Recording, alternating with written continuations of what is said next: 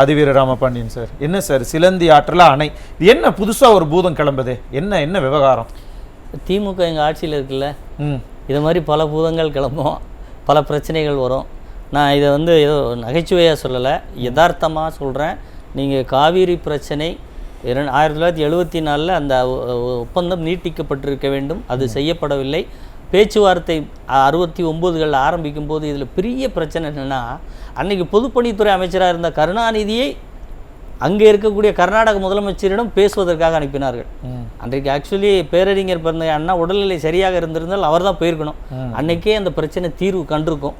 ஆனால் பொதுப்பணித்துறையார் நம்ம கருணாநிதி அவர்கள் இருந்ததுனால அந்த பிரச்சனை இந்த அளவுக்கு வந்து நிற்கிது அப்படிங்கிறத ஒரு இதை சொல்கிறேன். அதுக்கப்புறம் சொல்ல ஏன் அப்படிங்கிறதையும் தெளிவுபடுத்துவோம். இதற்கு முன்னாடி இது போன்ற நதிநீர் பிரச்சனைகள் இந்தியாவுக்கும் பாகிஸ்தானுக்கும் இடையிலே சரி செய்யப்பட்டிருக்கு சார். பேசி இந்தியாவுக்கும் பாகிஸ்தானுக்கும் சட்லஜ், ரபி போன்ற ஆறுகள் சம்பந்தமாக, சிந்து நதி சம்பந்தமாகலாம் பிரச்சனை தீர்வு கொள்ளப்பட்டிருக்கிறது.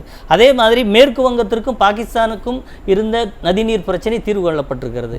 ஆனால் இந்த பிரச்சனை மட்டும் தீர்வு காணப்படவில்லை என்றால் இதற்கு முதலாக பேச்சை தொடங்கியவர் கருணாநிதி என்று நான் சொல்கிறேன். ஏன் அப்படின்னா, இப்போ 69ல் இந்த பேச்சு இவர் போய் முதல்ல ஆரம்பிக்கிறாரு.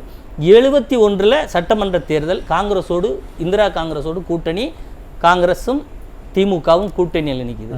அந்த கூட்டணியில் ஜெயிக்கிறார்கள், ஆட்சியிலும் அமைக்கிறார்கள். அந்த ஆட்சி அமைக்கிற போது அது ஏற்கனவே தஞ்சை விவசாயிகள் தொடர்ந்திருந்த உச்சநீதிமன்றத்தில் எங்களுடைய காவிரி உரிமை, இந்த அக்ரிமெண்ட்டு இதெல்லாம் நீட்டிப்பு செய்யணும், உரிமையை மீட்டெடுக்க வேண்டும் என்று சொல்லியிருந்த அந்த வழக்கை கருணாநிதி அவர்கள் வாபஸ் பெற்றார். அதிலிருந்து தான் இந்த பிரச்சனை பல டைமென்ஷனில் போகுது, இன்னும் தீர்வு காணப்படவில்லை.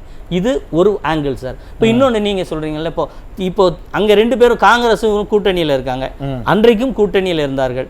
அன்றைக்கு இந்திரா காந்தி அவர்கள் கர்நாடகத்தில் தன்னுடைய அரசியலை தக்க வைப்பதற்காக அந்த வழக்கை கருணாநிதி வாபஸ் பெறச்சிதார், இவரும் வாபஸ் பெற்றிருக்கார்.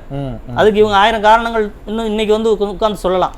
ஆனால் அதே போல் நட்புறவு அப்படிங்கிறது, இப்போ நீங்கள் அதிமுக, அதுக்கப்புறம் அதிமுக 77 புரட்சி தலைவர் வர்றார். அவர் வந்த பிறகும் இந்த பிரச்சனை இருக்குது. அப்போ இந்த பிரச்சனையின் போது புரட்சி தலைவர் எப்படி குண்டுராவ் அங்கே முதலமைச்சராக இருக்கிற போது இவர் எந்த விதமான புரோட்டோகால் எதுவுமே ஃபாலோ பண்ணல.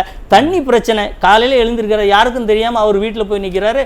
அவர் என்னென்ன எந்த விதமான அறிவிப்பு வராமல் வந்திருக்கீங்களே, இல்லைப்பா எனக்கு தண்ணி பிரச்சனை, இந்தாங்க தண்ணி குடிங்கன்னா, இது எனக்கான தண்ணி இல்லைப்பா, விவசாயிகளுக்கு தண்ணி வேணும், காவிரியில் தண்ணியை திறந்து விடணும்னே அவர் திறந்து விட்டார். அது நட்புறவு. நீங்க கூட்டணியில் இருக்கீங்கல்ல, அப்ப நட்புறவுன்னா தன் மக்களுக்காக அதை பயன்படுத்தணும், தன் நாட்டு மக்களுக்காக பயன்படுத்தும், விவசாயிகளுக்காக பயன்படுத்தணும். அதை செய்தார். அதற்கு பிறகு புரட்சி தலைவி அம்மா வராங்க.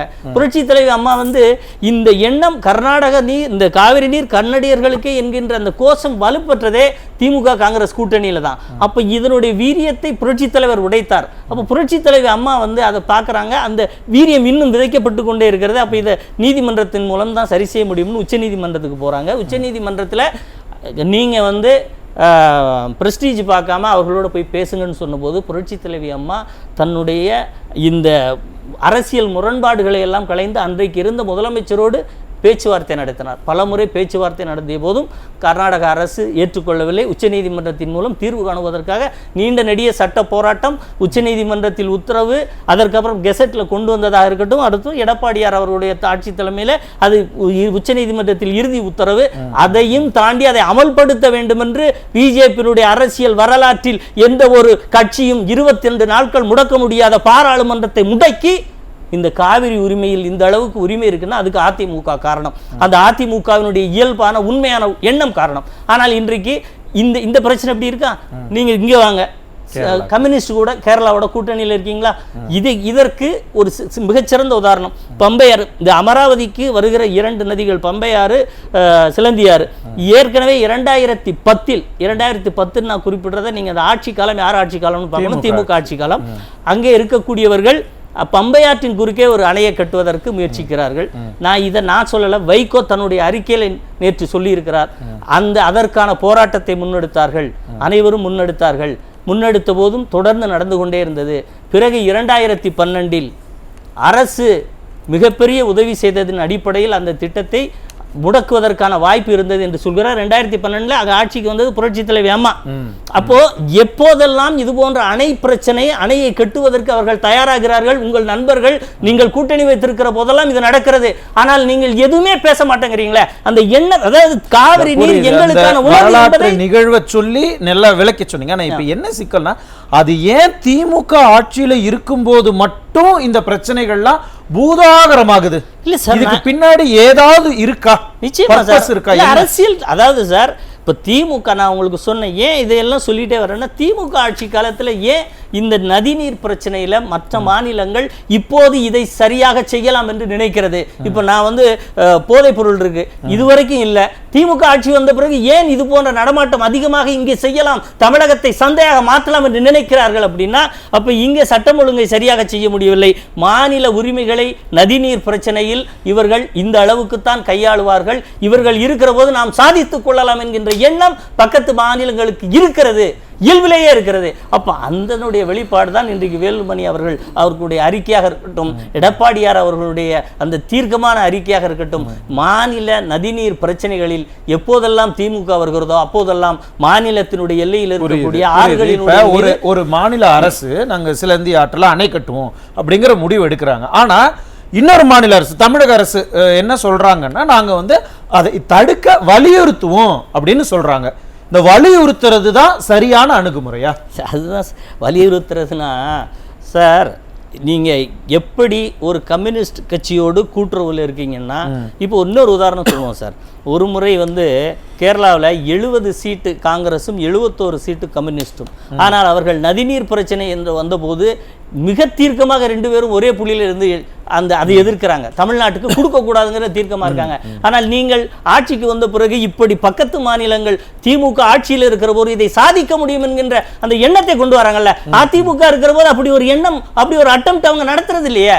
அப்ப எது மக்களுக்கான கட்சி? அப்ப இவங்க எந்தெந்த அடிப்படையில் இவர்களுடைய கூட்டு என்பது அரசியல் கூட்டு எந்த அளவில் இருக்கிறது, கூட்டணி என்பது எந்தெந்த அடிப்படையில் இருக்கிறது? தமிழகத்தின் உரிமை இத கேள்வி கேட்கிறாரு எதிர்கட்சி தலைவர். அதற்கு நீர்வளத்துறை அமைச்சர் துரைமுருகன் அவர்கள் பதில் கொடுக்கிறார், பதில் அறிக்கை. அதுல என்ன சொல்றாருன்னா, கள்ள மௌனம் காக்கிறது வந்து அவங்களுக்கு புதிதல்ல அப்படின்னு சொல்றாங்களே. உண்மையாலுமே யார் கள்ள மௌனம் இதுல காக்குறாங்க? கள்ள மௌனம் நான் சொல்றேன் திமுக தான் காக்குதுன்னு. எப்படி சொல்றீங்க? எப்படின்னா சார், காங்கிரஸோடு கூட்டணி பேசுறீங்கல்ல, 10 சீட்டா 5 சீட்டா 7 சீட்டா சீட்டு கேட்க மட்டும் வரீங்கன்னா நல்லா பேசுறீங்கல்ல, நதிநீர் குறித்து ஏன் பேச மாட்டேங்கிறீங்க? எங்களுடைய தலைவர்களே சொல்றாங்களே சார். சட்ட போராட்டம் என்பது நடத்துறது அது ஒரு ஆங்கிள் சார். கூட்டணி மட்டும் ஒண்ணா உட்கார்ந்து பேசுறீங்கல்ல சார். இப்ப நீங்க என்னை கூப்பிட்டுருக்கீங்க, நம்ம பேசிட்டு இருக்கோம், தாகமா இருக்கு சார், கொஞ்சம் தண்ணி கொடுங்க சார், அதையும் கொஞ்சம் கவனிங்க மனோஜ், இது ஒரு இன்கன்வீனியன்டா இருக்குன்னு சொன்னா நீங்க அதை கருத்துல கொள்ளணும்ல. அப்பதானே உண்மையான கூட்டணி. அப்ப அந்த கூட்டணி இல்லை, அது குறித்து நாங்கள் பேச சார். அதெல்லாம் விடுங்க சார். எலெக்ஷன் நடந்துகிட்டு இருக்கிற போது சீதாராமையா சொல்றார், தமிழகத்திலிருந்து அப்படி ஒரு கோரிக்கை வரவே இல்லை, காவிரி நீர் வேண்டும் என்று. அப்படி கோரிக்கை வராத போது நாங்கள் ஏன் திறந்து விட போகிறோம் சொல்றாருல. அப்ப அந்த எண்ணத்தை வளர விட்டது இங்கே இருக்கக்கூடிய திமுக காரர்கள் எப்படி அதற்கு எதிர்வினையாற்றி இருக்க வேண்டும்? காவிரி நீர் எங்கள் உரிமை, எப்படி இது போன்ற ஒரு இதை செய்ய வேண்டும் என்று கேட்டுக்கணுமா வேண்டாமா? கேட்கல இல்ல.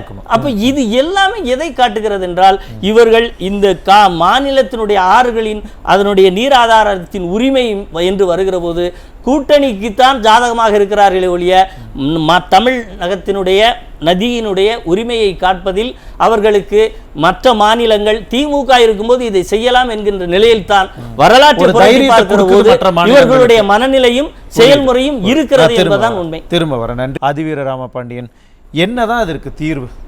சரி, தீர்வு வந்து ஆட்சி அதிகாரத்துக்கு திமுக வரவிடாமல் இருந்தால் தான் அதுக்கு தீர்வு கிடைக்கும். ஆனால் 2 வருஷத்துக்கு அது முடியாது. அந்த 2 வருஷத்துக்குள்ள நாம எதிர்கட்சிகள் எல்லாம் ஒன்றிணைந்து இது போன்ற திட்டத்தை கடுமையாக நாம் எதிர்ப்பதன் மூலம்தான் இந்த திட்டங்களை நிறுத்த முடியுமே ஒழிய, திமுக இதை செய்யும் அதை செய்யும் என்று சொல்லி கொண்டிருந்தால் வானத்திலிருந்து மழை வரும், மழையில் அவர்கள் கட்ட வைத்திருக்கின்ற மணலும் சிமெண்ட்டும் அடித்து கொண்டு சென்றுவிடும்.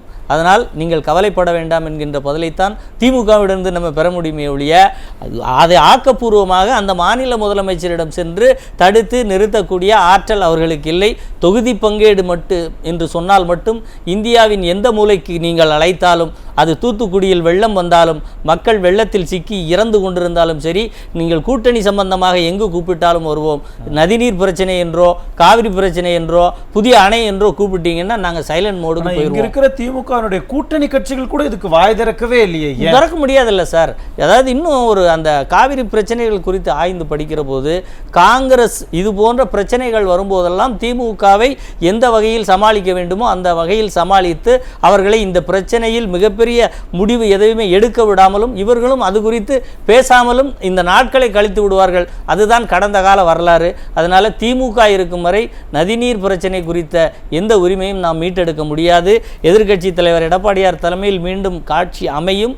அப்போது இந்த பிரச்சனைகள் அனைத்துக்கும் தீர்வு கிடைக்கும்.